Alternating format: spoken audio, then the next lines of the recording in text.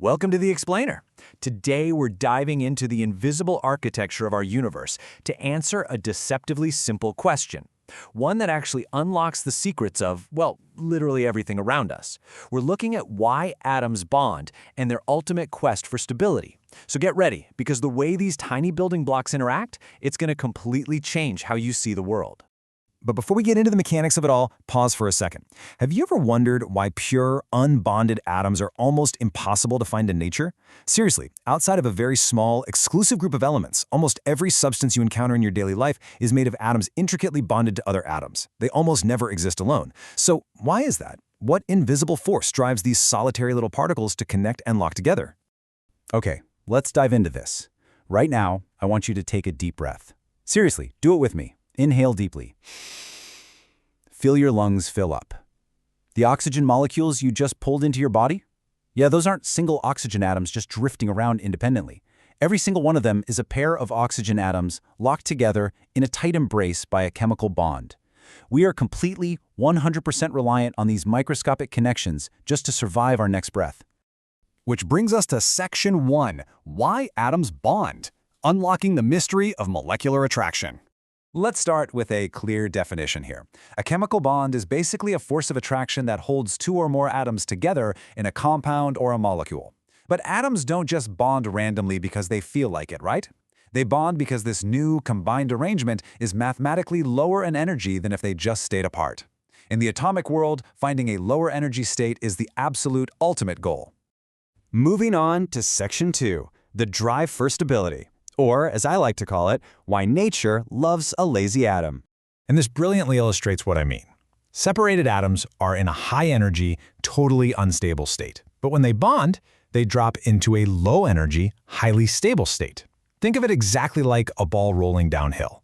That ball is always going to roll to the lowest available position, right? Because that's where it has the least potential energy. Well, atoms do the exact same thing. They energetically roll downhill by forming chemical bonds.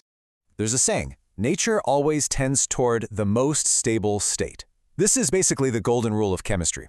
Imagine two hydrogen atoms approaching each other. Their electrons are suddenly attracted to both nuclei at the exact same time. And at a very specific, magical distance, those combined attractions completely outweigh the repulsions between the negative electrons and the positive nuclei. The total energy of the system drops and boom, a bond forms, resting perfectly at that minimum energy distance.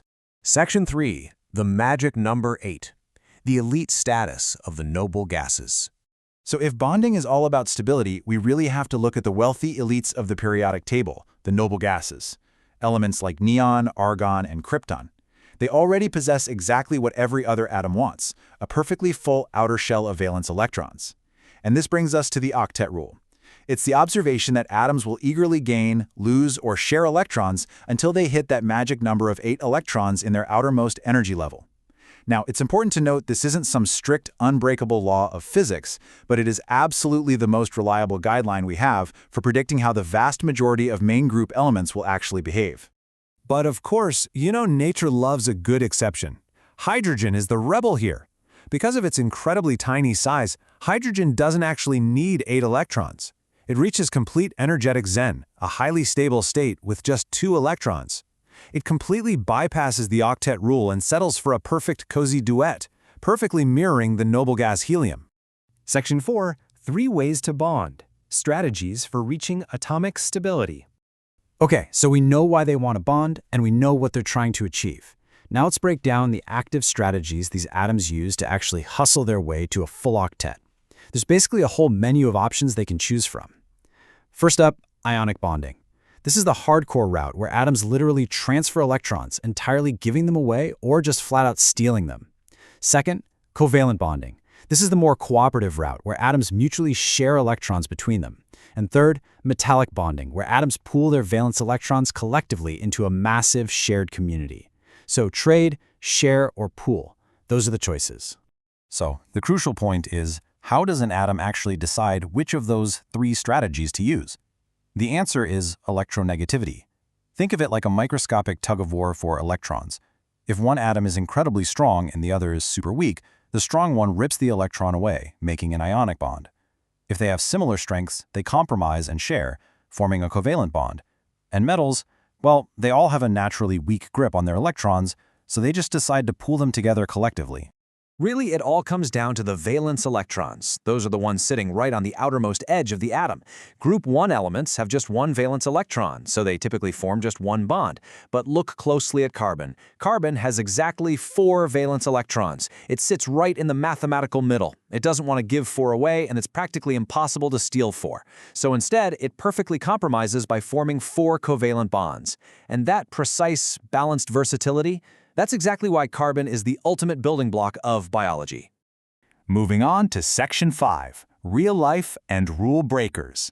From your DNA to the shock of 1962.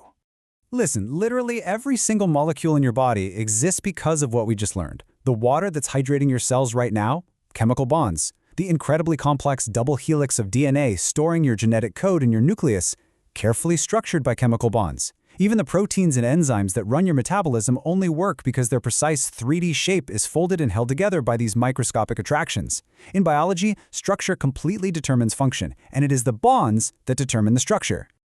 But science is never fully settled, is it? For decades, scientists called the noble gases inert.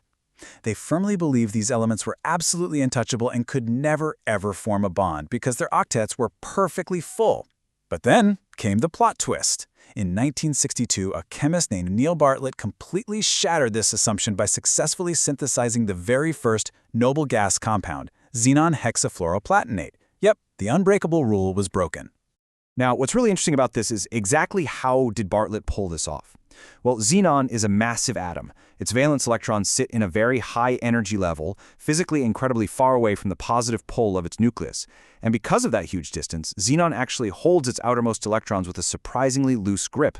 Bartlett realized that if you introduce fluorine, which happens to be the single most electronegative, electron-greedy element in the entire universe, fluorine is strong enough to actually reach in and partially pull those poorly guarded electrons away, forcing the so-called inert xenon into a bond. Which brings us to our final lingering thought for this explainer. If the most mathematically stable, famously unreactive atoms in the entire universe can actually be forced to bond under the right conditions, what other fundamental rules of nature are just waiting to be broken?